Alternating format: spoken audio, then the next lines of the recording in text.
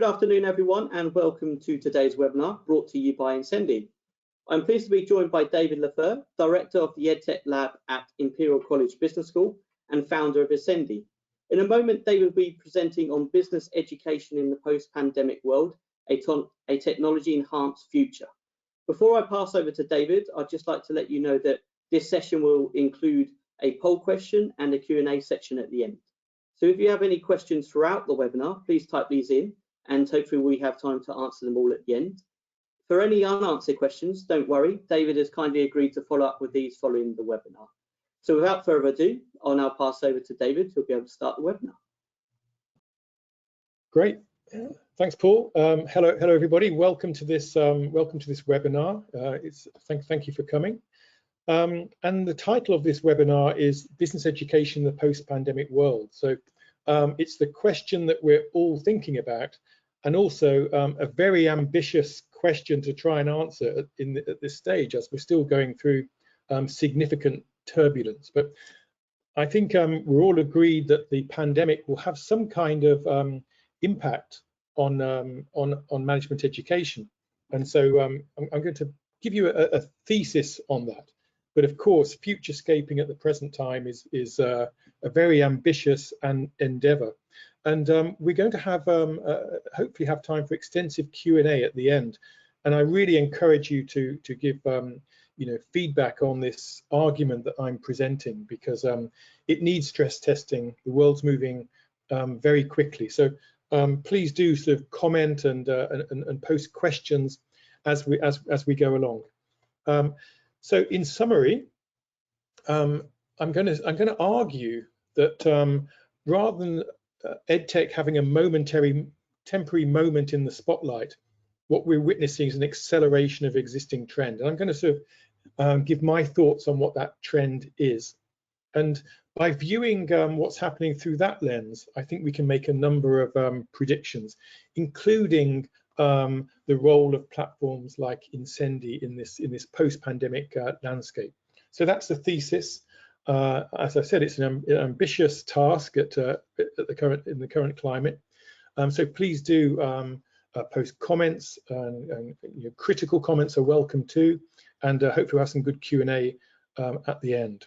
So my task here is to position what's happening within a larger trend, and we'll start by considering digital learning prior to COVID-19, not number 10. So if you can remember that far back, EdTech did exist. There was a rapidly emerging and growing market for online degree programs. In fact, by 2019, around 30% of the 710 AACSB members, for example, were delivering online MBAs. So the market for online education had emerged. It was a sector.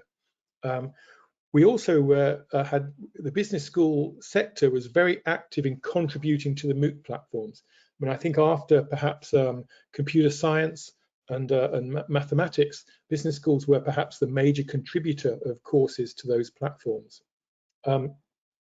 Commercial vendors, in particular Emeritus, Get Smarter and ESME, were creating a market for online open executive education courses, and a number of schools, including our own Imperial College Business School, were having significant success with that.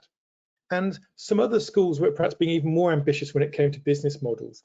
HBS with their Harvard Business School Online, which was largely self-supported interactive courseware, and Wharton with their various experiments with the Coursera platform had begun to experiment in new models.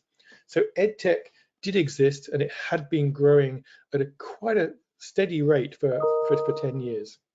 However, this largely was impacting the fringes of our sector. It didn't impact the core. And I think, as in their recent book, Rick Smith and his colleagues state, even as the world of business has been changing dramatically, the world inside business schools continues in the same manner and tradition as it had for decades. And I think they were sort of making reference to the standard models of teaching within the core of the business school. So there had been lots of activity, but the mainstream operations of schools on the whole had remained unchanged. But as we all know, that all changed, and very, very quickly. So in response to the global crisis, all business schools in the UK and many business schools globally shut very quickly. And it was technology that enabled us to keep our educational programs going. All program components, not just the classes and the tutorials, but assessments, events, career supports, clubs, even graduation ceremonies, all took on an online form and quickly. And what we really saw in 2020 was an unprecedented period of innovation. Continual problem solving, continual new solutions, new arrangements of technology emerging in order to facilitate the move online. So I think in terms of improving the skill base for technology, it's clear that there's no previous precedent for that in the history of business education. So a very significant event happened. And this is really interesting. So I did a sort of survey of the Times Higher Education, which is the sort of educational newsletter or newspaper in the UK. And I did a survey of the articles that they published on events during the pandemic. And I think what you can see here is a very good representation of those articles.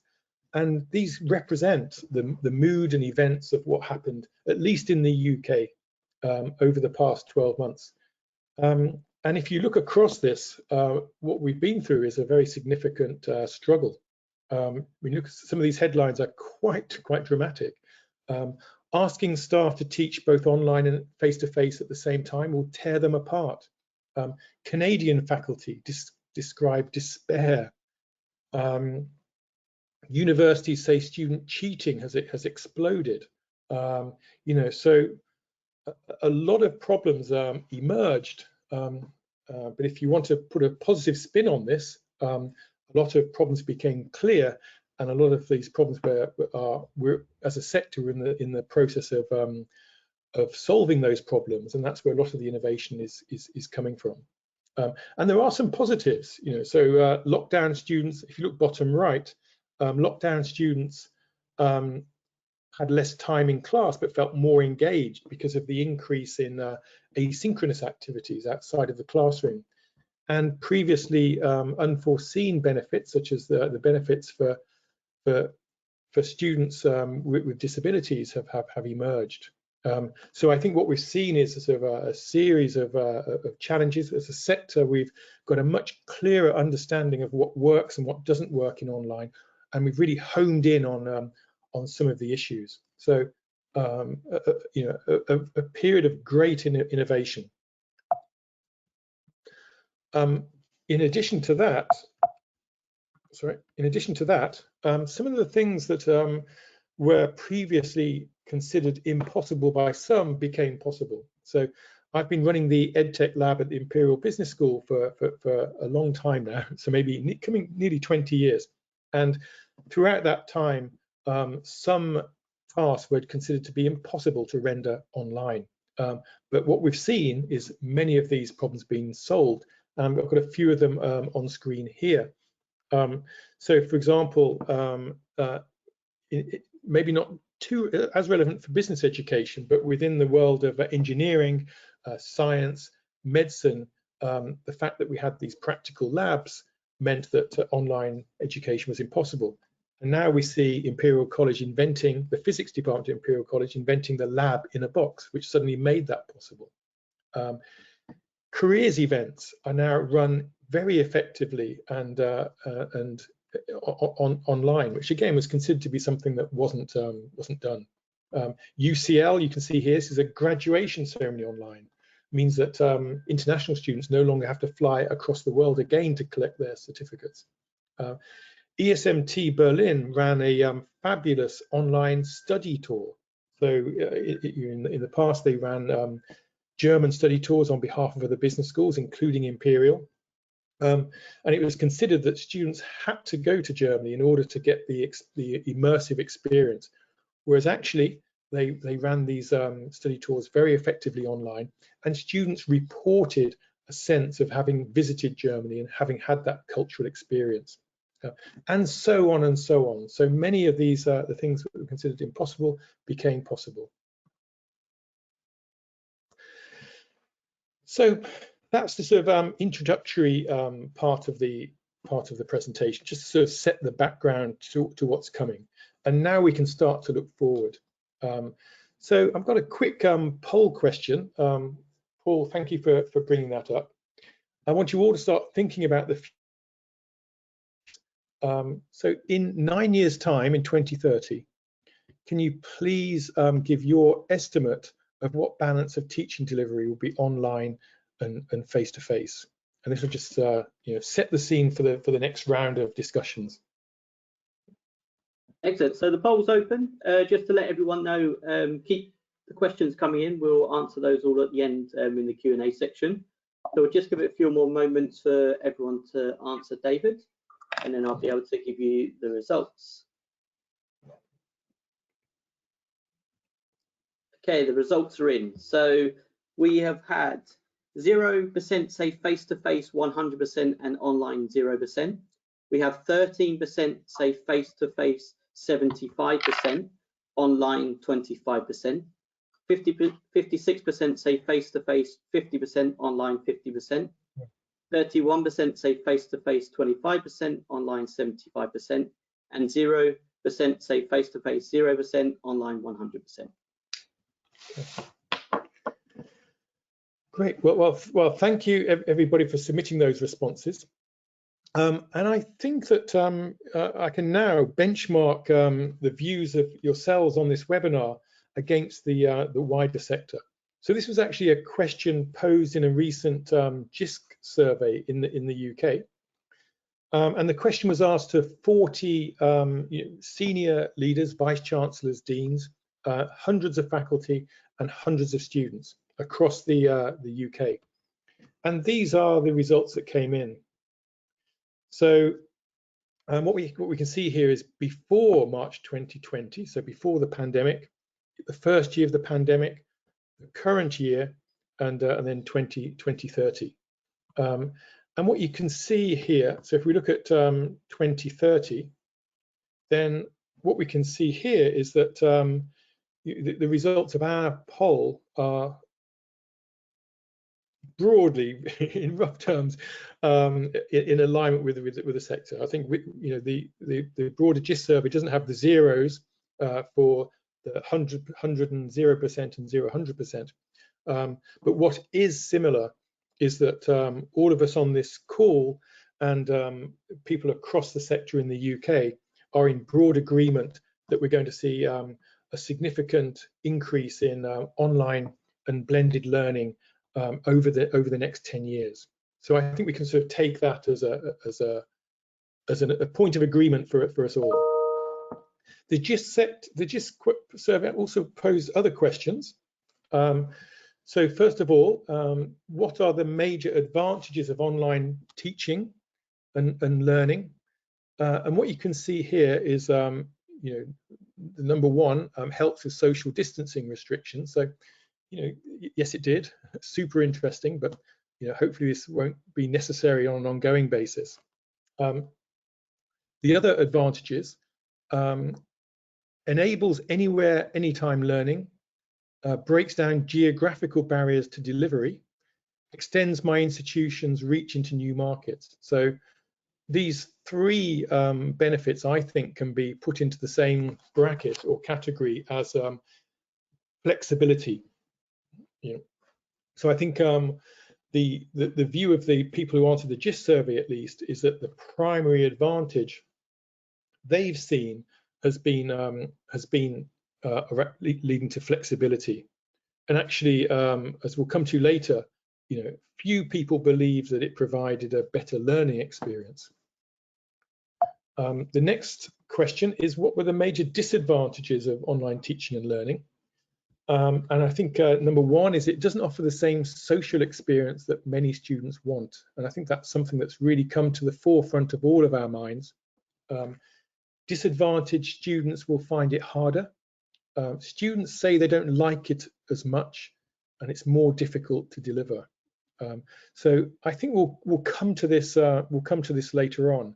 But I'd like to argue that actually this is these disadvantages relate to the types of remote teaching that we delivered under as a necessity during the pandemic, and doesn't necessarily represent the types of online learning we want to go forward with.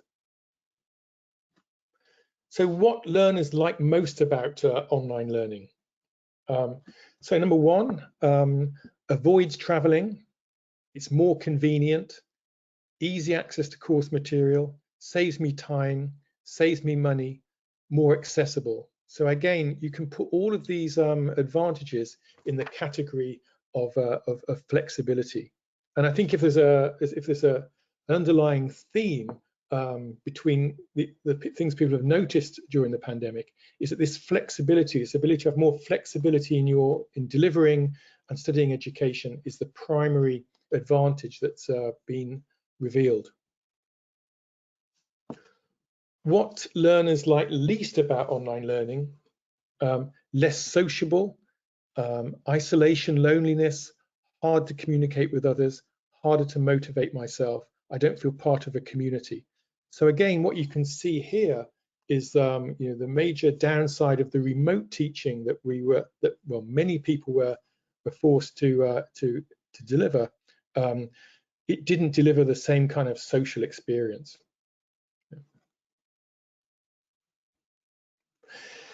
So that's the pandemic, and what we've learned about online learning. We've had this incredible period of innovation, and what I'm going to try and do now is to situate this within a much larger trend. So we looked at how there had been significant activity in business schools, in the business sector prior to the pandemic, even though it hadn't touched the core. And I'd like to sort of situate the innovation during the pandemic in the context of that broader trend. So, and we're going to step right back to the birth of the VLE, which I think many of you might think, why is he talking about 1996? I can't even remember what happened prior to the pandemic. But I promise I will bring this back later in the presentation. The point is that the LMS format that we adopt, the standard LMSs and VLEs we have across our sector, that format emerged in 1996. And if you look at the image of WebCT on the left with its buckets for assessments, assignments, the calendar, etc., this should all seem pretty familiar. It's important to note that if any of you can remember back in 1996, the online experience was very different to now. It was essentially a way to access information. It wasn't the social communication medium we have now. And the use of these VLE LMSs was primarily to support face-to-face classes, and the primary use of them was for students to access documents. Okay, so I promise I'll bring this back later in the discussion. But if we wind forward 10 years, so 2005 represented a watershed moment for technology in our sector. Three technologies emerged. One was YouTube. Online video became accessible to a mainstream audience. It no longer became a specialist skill. At the time, MIT OpenCourseWare quickly adopted YouTube to deliver their lecture recordings, for example. Macromedia Breeze Live was the forerunner of the technology we're using now, the forerunner of Zoom.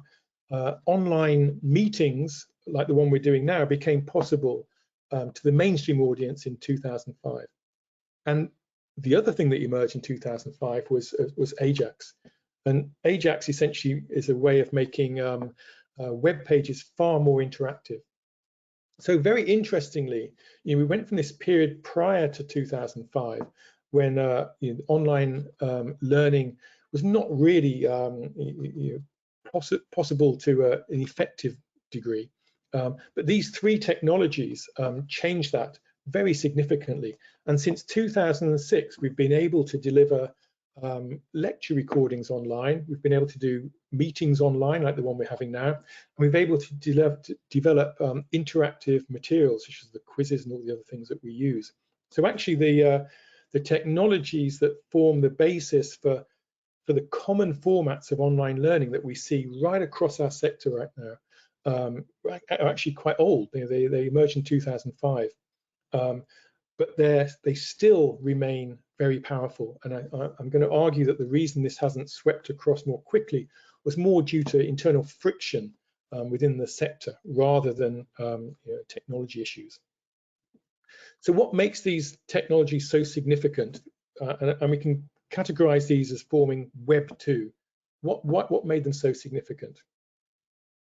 Well, they provided three very powerful affordances. It's these technologies that really enabled education to be delivered effectively online in a social, human, interactive manner. So they enable this flexibility. And as we've seen, it's really this flexibility that we're exploiting right now. The other major affordance of them is cost. They change the economic model. They don't necessarily reduce costs, but they can reduce costs, as we've seen via the MOOC platforms, which are delivering online education at scale and very, very cheaply.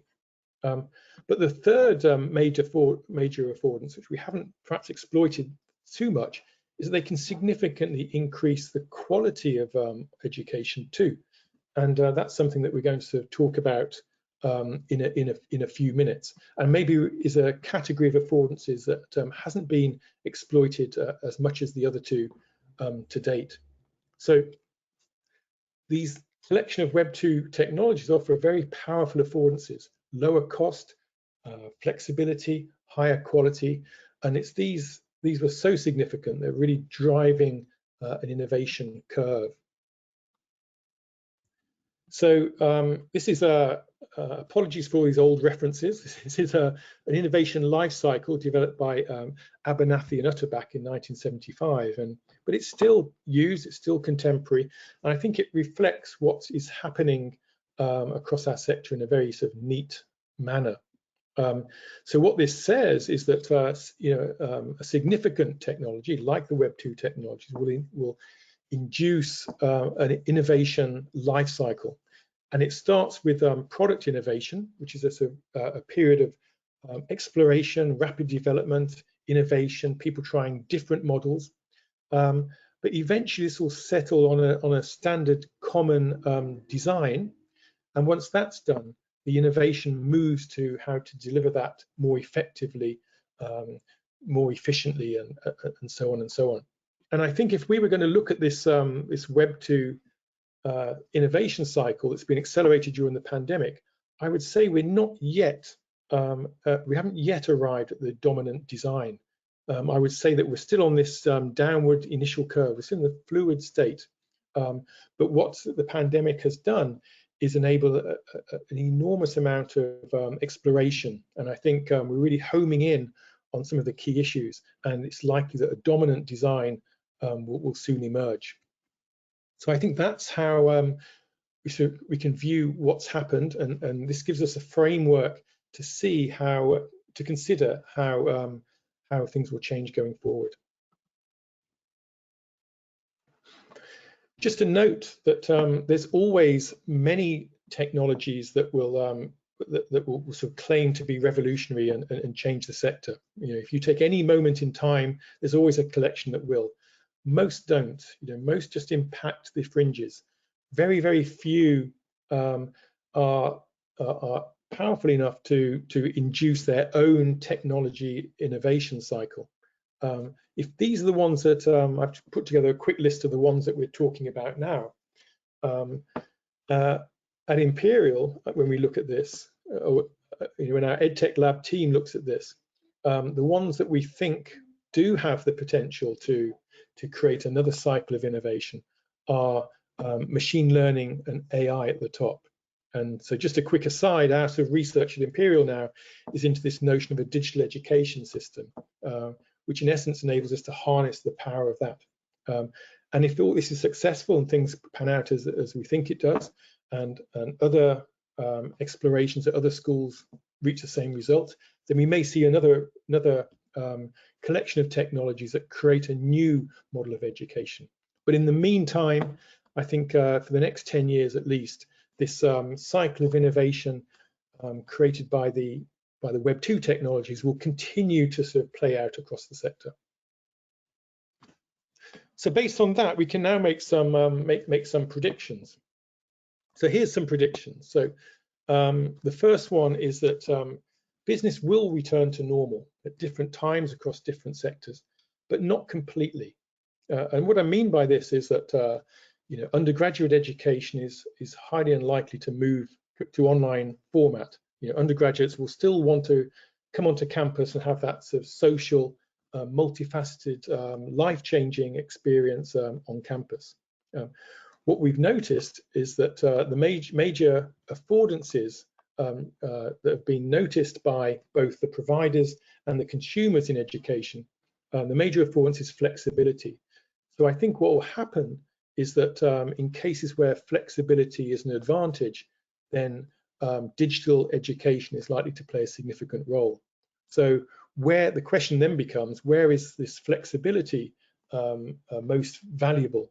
And I think it's as you go up into postgraduate and further into exec ed, you see an increase in the role of online and digital technologies.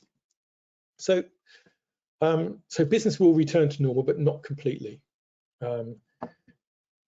And some of the business processes we've developed and have now been using for 12 months will remain. Not everything will go back to its previous analog form. I think we can all think of examples of processes within our schools that are actually working better online. So why would we go back to the previous incarnation? And interestingly, decision makers will have a new lens through which to make decisions, resulting in more technology-based solutions. So in future, when our colleagues sit around a table discussing a problem or a challenge, they'll have a new sort of technology-infused lens through which to make decisions. And that's likely to result in a significant increase in the use of technology across our schools. So that's bullet point one. Business will return to normal, but not completely. I think bullet point number two, we're going to see an increase in demand for online, blended, and generally more flexible programs. I think we're all in agreement of that. And I think the rationale I give is that the major affordance people have noticed right now is flexibility. Some people value that flexibility, and that will result in an increased demand for online and blended and generally more flexible programs, which coincides with an increase in the capability of schools to deliver it. The third prediction is that the market is going to be far more competitive.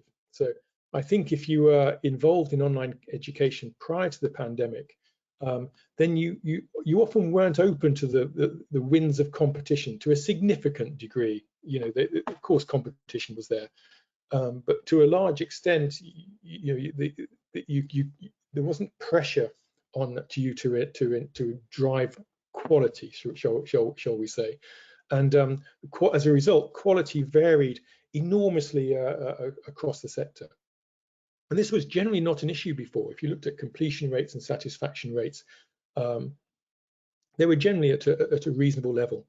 But I think what we're seeing now is two things. One, consumers have a much clearer view, our potential students have a much clearer view on the nature of online learning and what should be expected and what works and what doesn't work. I think we have a much more educated audience who are going to demand quality on education. And the second thing is that all business schools, all the schools you're competing with, can now do online education. So of course, quality will be one of the factors via which these schools compete. So I think I see this as a real benefit. The mission of myself and my team at Imperial has always been based on a belief that online education can be an enhancement on traditional forms of education. So this drive to quality we see as a very positive thing. And the final point is very interesting. I think if you look at the technology infrastructure that we all used across our sector prior to the pandemic, I think it's fair to say that it wasn't a particularly vibrant sector for technology. Generally speaking, people were using one of 3 platforms, and the average age of these platforms was around 20 years. The format, as we've seen, was developed 25 years ago, and it wasn't gaining a lot of attention from new entrants and new investors, partly because we as a sector have made it so difficult for new entrants to come in, but also because it wasn't really an area on the radar. But what we've certainly seen over the past 12 months is people willing to invest in the development of new technologies, whether it's Incendi, who we're talking about today, that came out of Imperial College, or Engagely, which is a fabulous new program developed by the founders of Coursera. We have the RIF Education platform, which is around social live learning, and others and others and others. So we're beginning to see new providers enter this sector, and I think as a sector we should really embrace this, try these technologies, encourage these technologies as a way to get the ecosystem, the technology ecosystem our students deserve. So those are sort of the predictions, and again, I welcome questions and comments on that we'll address in the Q&A. And now we're going to talk a bit about Incendi, who are the sponsors of this event. Incendi is a spin-out company that came out from Imperial, and I'm going to position Incendi in the context of the argument we just made. So I think maybe the first thing to mention about Incendi is to talk about, if we go back a few slides, talk about this slide here. So I think we've seen that one of the affordances of technology is around flexibility, and I think that will remain the dominant focus of attention. We've also seen how in certain circumstances it can, in all circumstances, it adjusts the financial model, and in some circumstances it can reduce cost. What we haven't looked at is how can these technologies affect quality, and by quality I'm talking about the impact of the courses and their effectiveness. And this is where this is part of the Incendi story.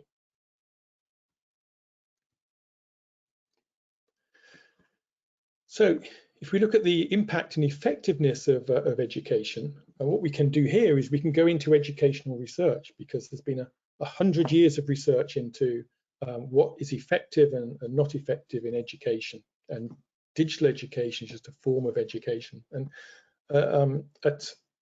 in our lab and at Incendi, we've focused on 3 different areas: tutored courses, the presence of a teacher, role of active learning, and the role of social learning. We think these are 3 very powerful drivers that I think those in education intuitively understand, and students certainly understand. And if you go into the educational literature, then there's some significant studies, such as the famous paper by Bloom, the 2 sigma problem, which showed that tutoring and teaching in small groups improves performance by 2 standard deviations on the mean, so very significantly. Hattie and Timperley looked at educational feedback and found it to be one of the top 3 factors affecting student performance, up there with students' prior attainment and social economic factors and so on. And we also know about active learning and social learning. We've seen the importance of social learning in the various surveys, and this is also supported by evidence in the literature. So the view, if you want to deliver a high quality education, a very simplistic lens on the literature, is that we need to offer tutoring. Courses need to be active and they need to be social, and so we need technology platforms that enable that. And that's one of the primary drivers for us developing the Incendi platform at Imperial. It enables these experiences. The second argument for the Incendi platform was around this notion of a hybrid campus. So the vision we have is that I think all of us on this call agree that, well, certainly I think those of you on this call have the view that all learning going forward will be blended. And in a blended format, students are continually moving from the physical campus into the virtual campus. So they should both be of equal quality. But I think what we've noticed is that an enormous amount of attention, resource, care goes into the design of our physical buildings, whereas the virtual campus receives much less resource, much less attention. It's the poor relation in this relationship, and we need technology infrastructures which are at the same level of as our physical campus. And I've got a few images to sort of illustrate this point. So let's take a look. So first of all, this is the Imperial College campus.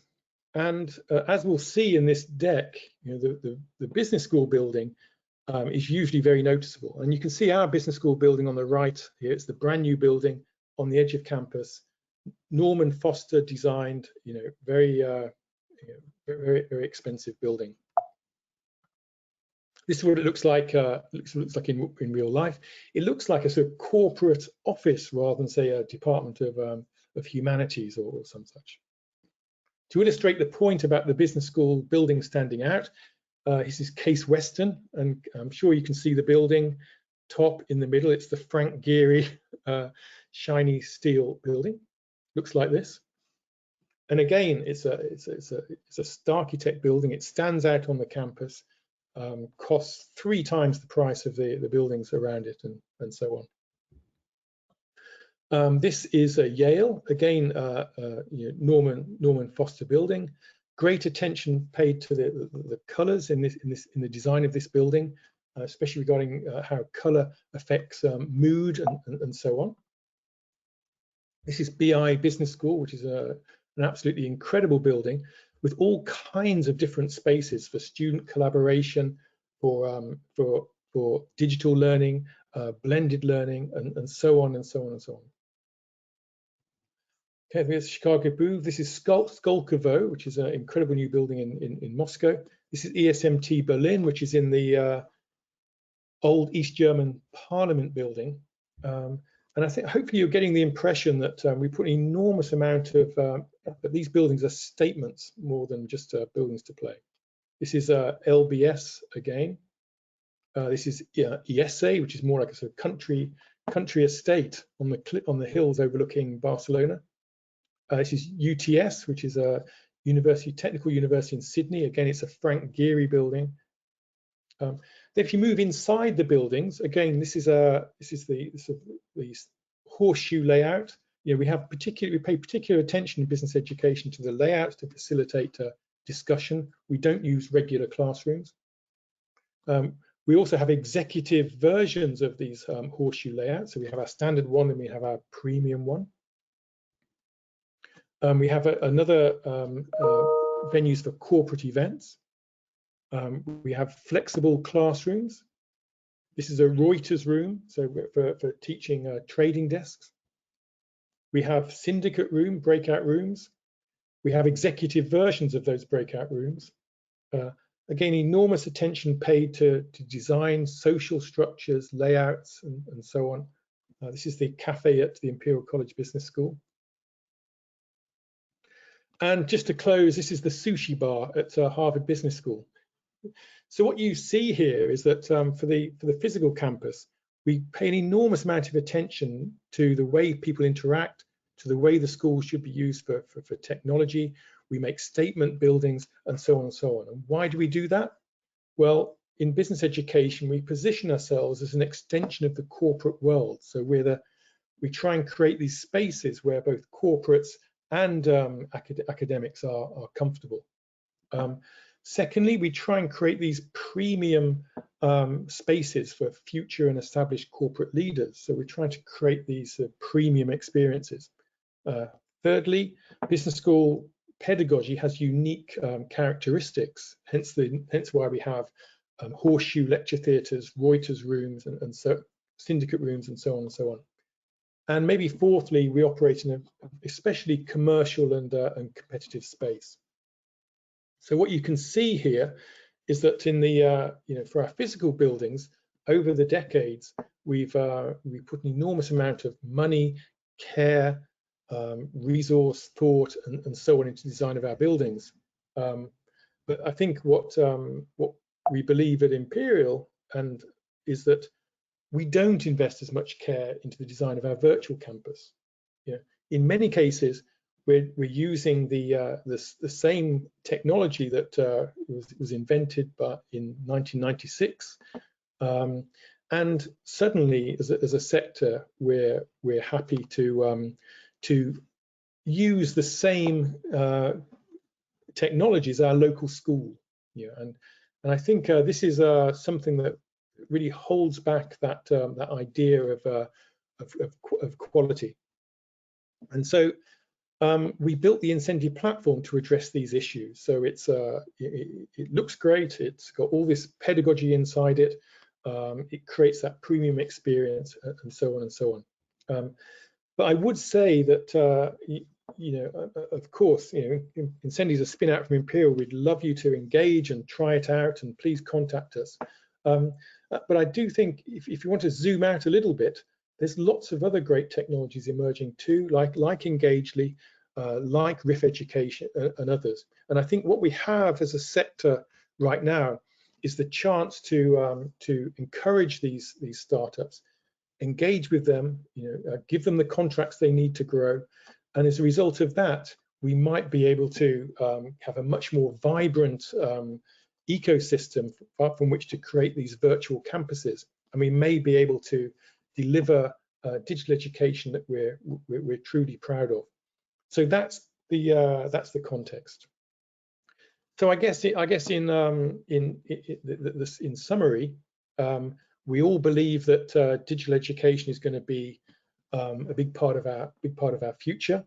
The three affordances of technology are flexibility and cost. I think we're well on our way when it comes to developing online experiences that are more flexible to teach and study. I also think we're exploring the cost implications. We now know how to deliver high volume, low cost education in addition to low volume, high cost education. And I think the argument that here is, as we move into this richer digitally enhanced future, is that the quality affordances of technology will come to bear as we have a more sophisticated market for our programs, and as the market becomes more competitive. And if we want to compete on quality, we need better virtual campuses. And in order to do that, we need to encourage both our own startup Incendi and all the other people working in this space to develop the technology we need to do this. So that's the argument. I hope you found this interesting. We've got 15 minutes left. I'd love to hear your questions and your comments. Like I say, much of this is futurescaping in a very turbulent environment. So it's a difficult thing to do, and I welcome a critique of all these arguments. So thank you for your attention, and I'll hand back to Paul. Excellent, thanks, David.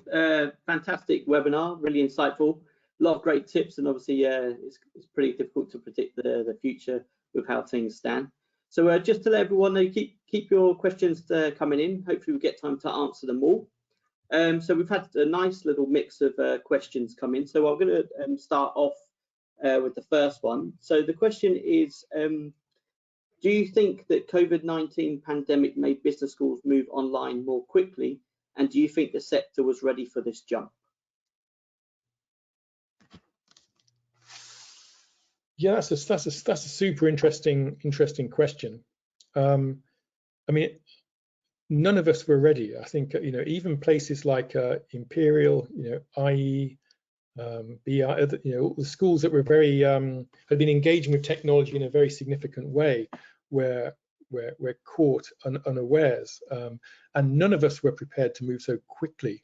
I think the average time it took schools to create an online master's program prior pandemic was 12 months. And we all moved online in 3 days. So even those schools who were, quite adept at online education had to completely change the way they deliver online education. So, rather than a 12-month lead-in, we had a 3-day lead-in, and we learned as a sector how to move very, very quickly. Of course, this didn't result in the optimum outcomes, but there was a great deal of innovation within that learning process that will persist. So, no one was ready. Did it accelerate the sector? I think there's no doubt about that.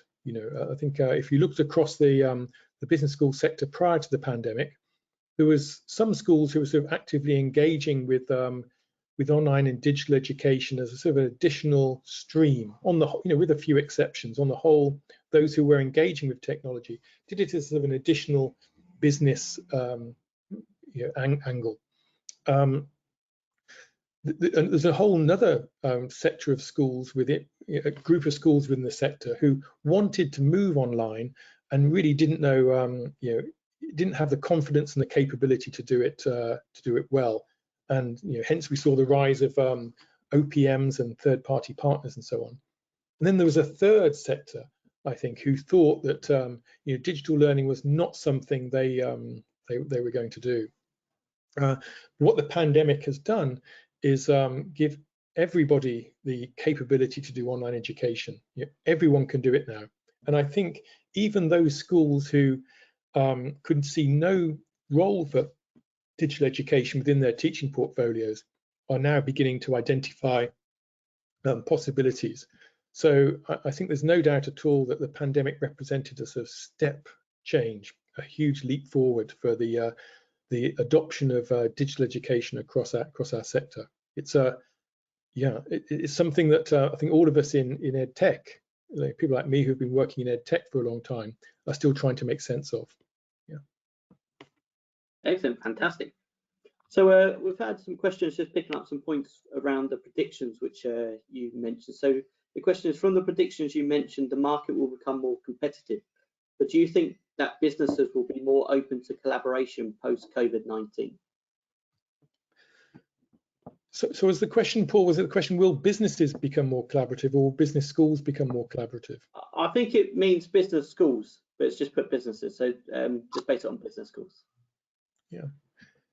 Yeah, so I think business schools love collaborating. Universities love collaborating.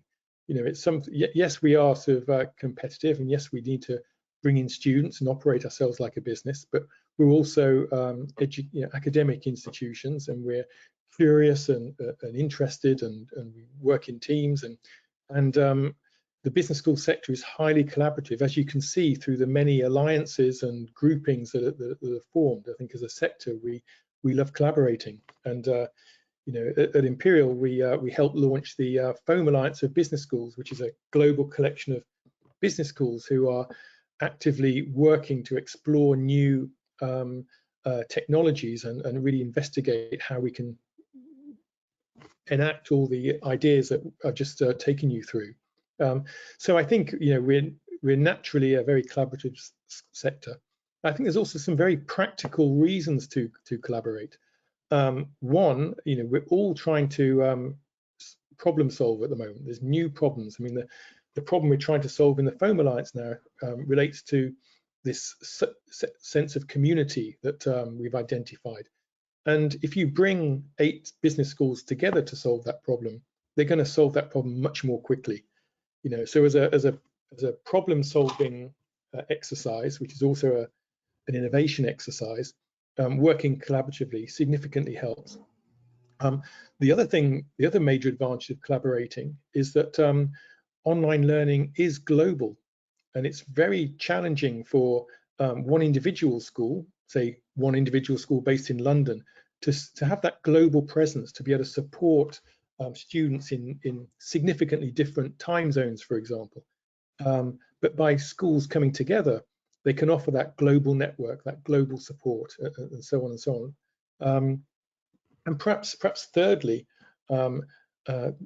online education offers great possibilities for exchange programs and collaboration around programs, because once programs are online, it doesn't really matter where where the students are. So networks of schools can create specialist programs, collaborative programs based on their particular area of expertise. So I guess the short answer is that yes, yes, business schools will collaborate. The technology makes it easier to do so, and it also helps us to solve many of these tech problems. So I think I suspect we'll see an increase in the collaboration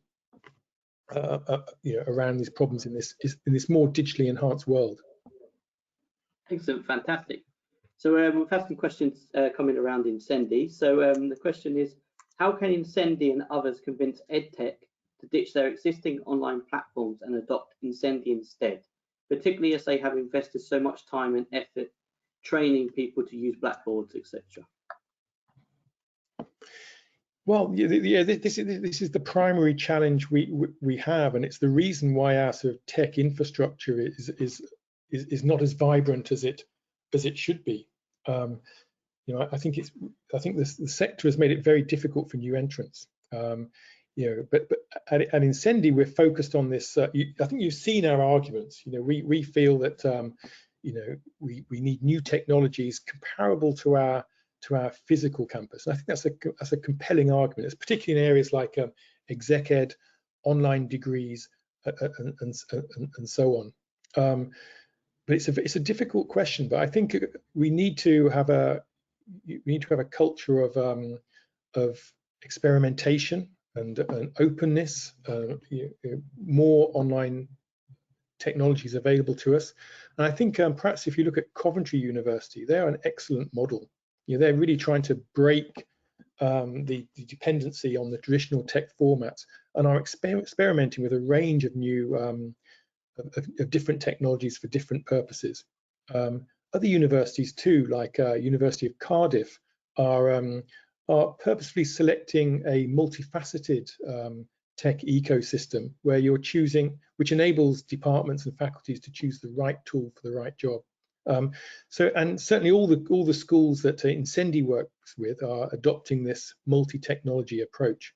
But I think there's no doubt that these universities are experimenting with technology, trying new technologies, and making multiple platforms available to their colleagues are going to be the ones who have the most successful technology ecosystem.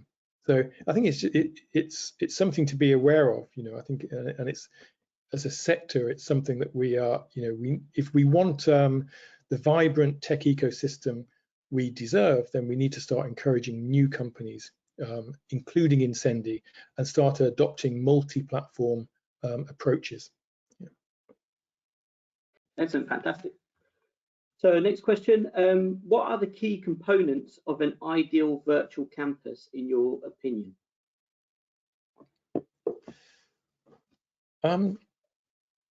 So the ideal, that's, I guess that the short answer to that is to avoid simplistic solutions.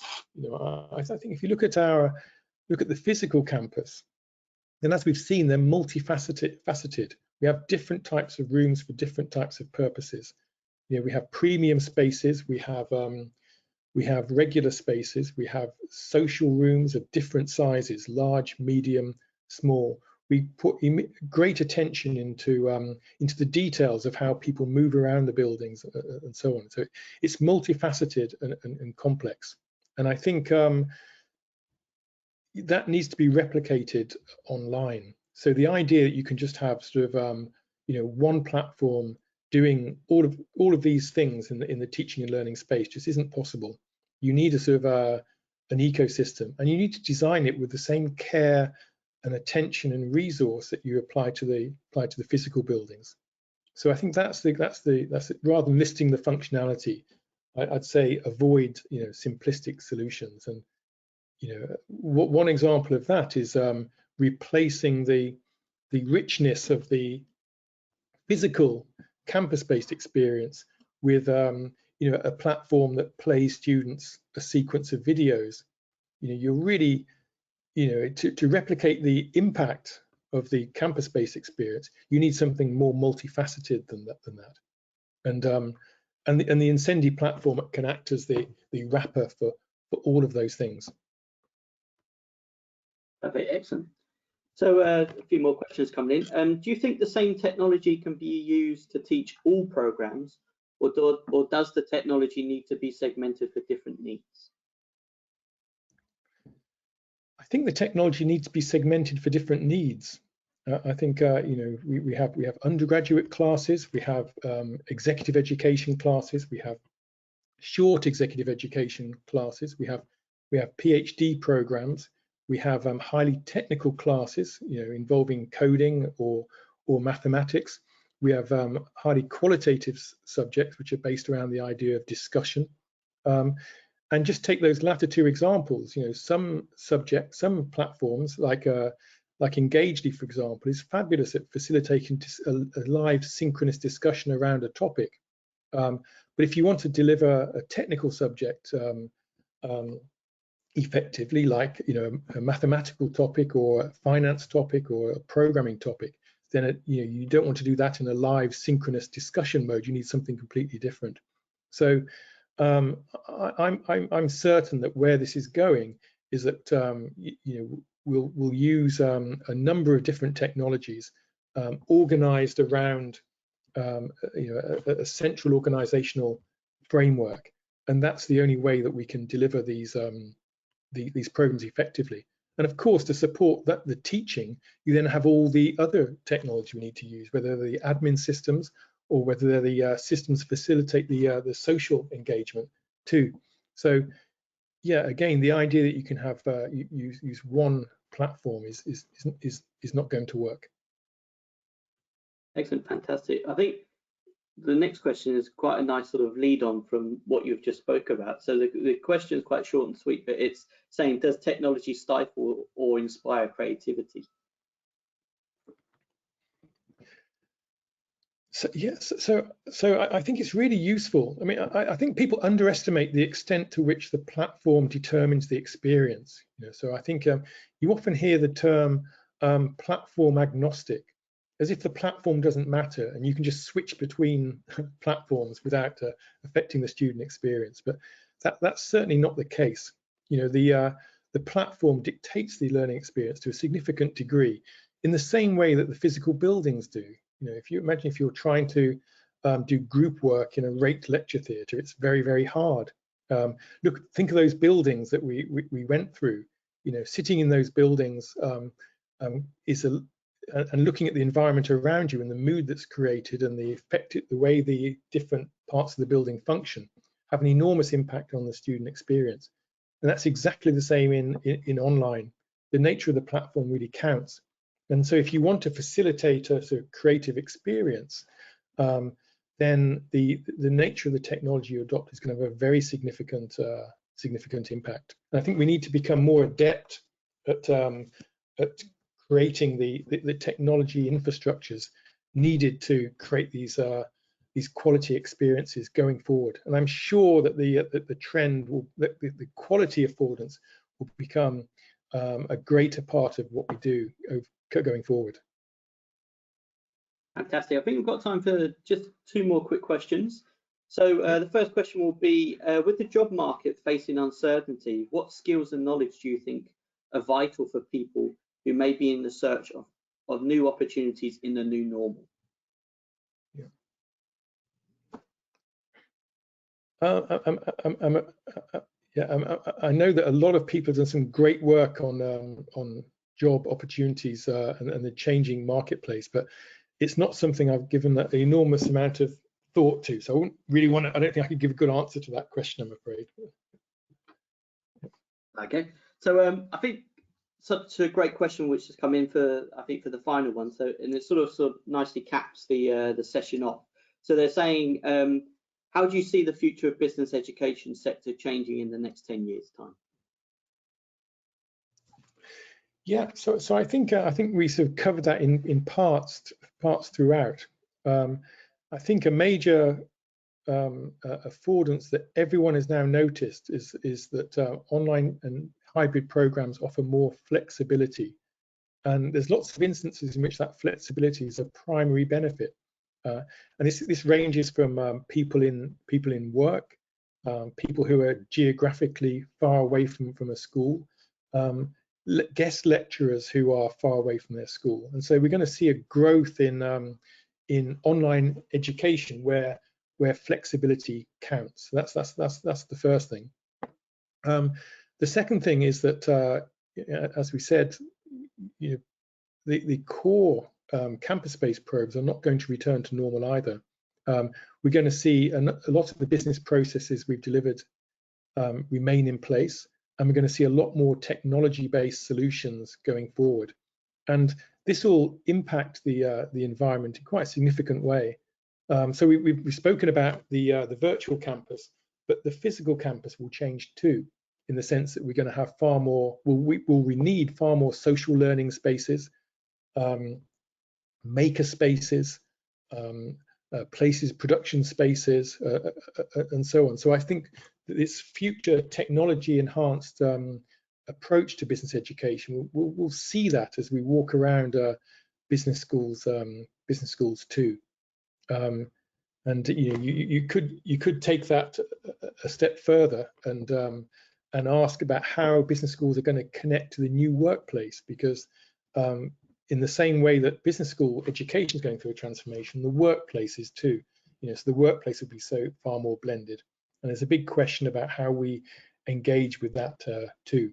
So a very significant event has happened, and technology played a major role throughout the pandemic, and we'll now see the effects of that pan out over the next decade as part of that an acceleration in that larger trend. And